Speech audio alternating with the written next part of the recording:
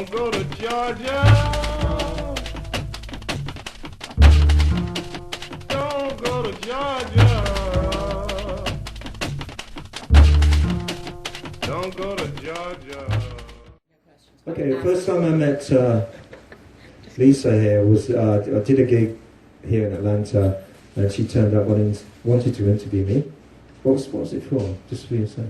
For my online magazine. Yeah. The Madcap Speaks. Yeah, and we'd corresponded a bit, and I was sufficiently engaged in her way of communication. I thought this could be good, you know. But then I was very surprised by the nature of the interview, which was very unconventional, to say the least. And she was just like shooting these non sequiturs at me, and she wanted me to respond like immediately. And I really enjoyed that. It was very refreshing because it was unconventional, and it just sort of stimulated a response that was coming from the subconscious rather than the intellect. And so we've done a couple of these. It's become a ritual. Kind of. Now we're it's like public performance. Yeah, right now. but yeah, it's always been, in a pub or a back room, whatever. But now, yeah, we're going to lay it on you. So this is the first public performance of this that's happened? Yes. And are you documenting it? I am, yeah. Okay. I have to repeat the word? Yeah. What? Yeah. It's just a word? Well, A phrase? 4 words or phrases. Okay. First thing that comes to mind. Mm-hmm. Okay, here. Soft sincerity. Soft sincerity. First thing that comes to mind is Leonard Cohen. And he was a very sincere man. And he had a softness to him. He was beautiful and saintly. And I think he probably wore extremely soft suits. And all of that goes together. His suits were very sincere as well, and finely stitched.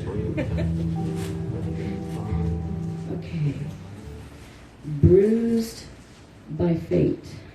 Bruised by fate. Iggy Pop comes to mind. And he certainly incurred a lot of bruises, especially on stage.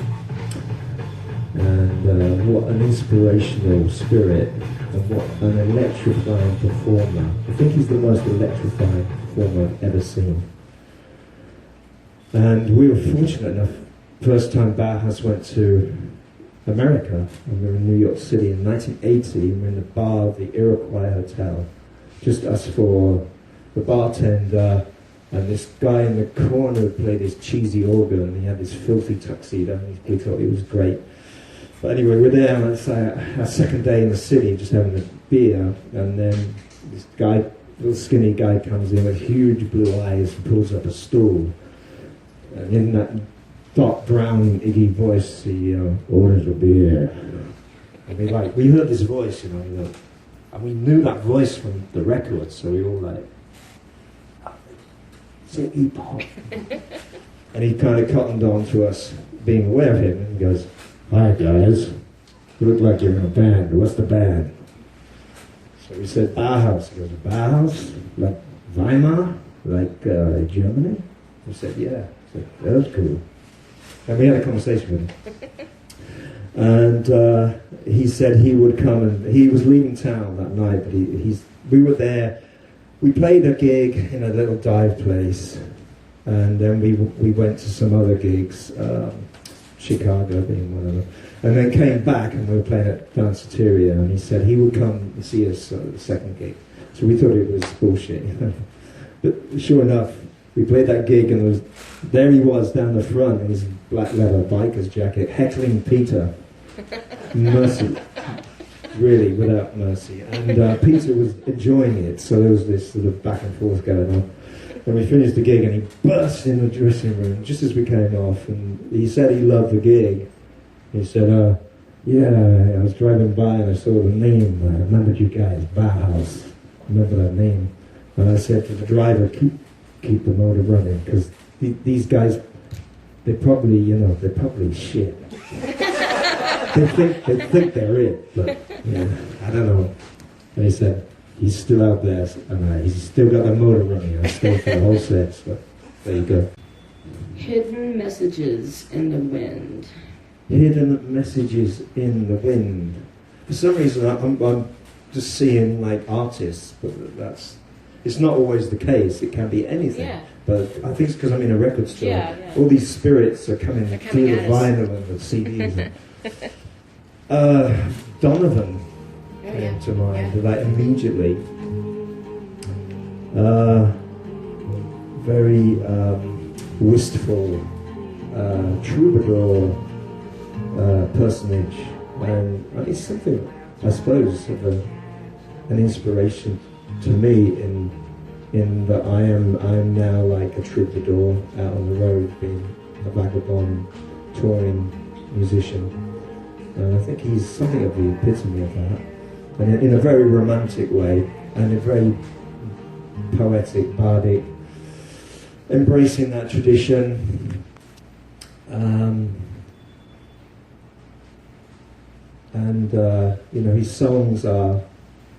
His songs sort of live in the wind, and there's a fragrant wind blowing our way, and it's lovely that it still continues to do so. I love Donovan. Yeah, you might as well try and catch the wind. Yeah. Yeah. A return to the woods. A return to the woods. I'm seeing Sid Barrett in the woods, deep, dark woods. But they're full of twinkly, bright lights. And he is playing with those lights that nobody else can see. And he's weaving garments of light from those twinkling fey lights. And he's a magical child. He was a magical child, he still is. He lives through the records. And he just went as far out as you can go in his exploration of psychedelic revelation. And I really hope that he I think he does exist in some kind of elemental form. He's like an elemental sprite, and he's out there, still in the woods, if you want to find him, and you have the right sensibility and the right heart and the right spirit, and he will manifest for you, and you can dance, and you can share the clothes of light that he's woven together, and go tripping around with the fairies. A web of hearts. A web of hearts.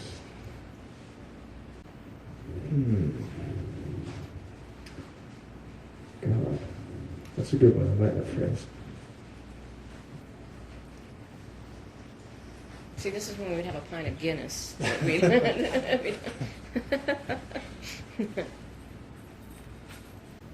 I'm seeing Tyrannosaurus Rex, Mark Bolan, who was, again, I think in some ways had some parallels with Sid Barrett and also with Donovan. And that's certainly a magical child, and very elfin, very fey, in more ways than one. And certainly my major initial inspiration. And I was fixated on Mark Bolan. The T-Rex fan club was the only fan club I ever joined. Oh, wow. And would wait impatiently for the it was like a little mini fanzine that would come once a month, and a little letter and maybe a badge, you'd call it a button. And at Christmas we'd get a little disc, a little record, one of those if I say, Acetate? yeah, like a plastic, yeah, you know, Yeah. and it would have a message from Mark, Oh, wow. just to his fan club. So That's very cool. that was delicious, and he did. He made some cobwebs there, which I love to get caught in. Yeah. Okay. Nurtured by the kindness of strangers. Nurtured by the kindness of strangers. Okay, first thing comes to my mind is the folk music, field recordings, folkways, just the roots of all of this. Those artists, they're still strangers to us, apart from a few, because they're so obscure. But they are the deep, nutty, gnarly roots of rock and roll, you know.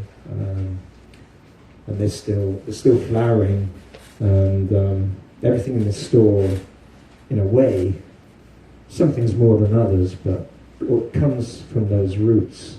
So these are all like trees that have come from that, and there's a resonance there, and it's they're literally now under the earth, but their spirit is always rising and is there. And America is such a focal point for all of that, and all the different cultures that came here for different reasons, and it's just endlessly fascinating, and the fusion of those cultures.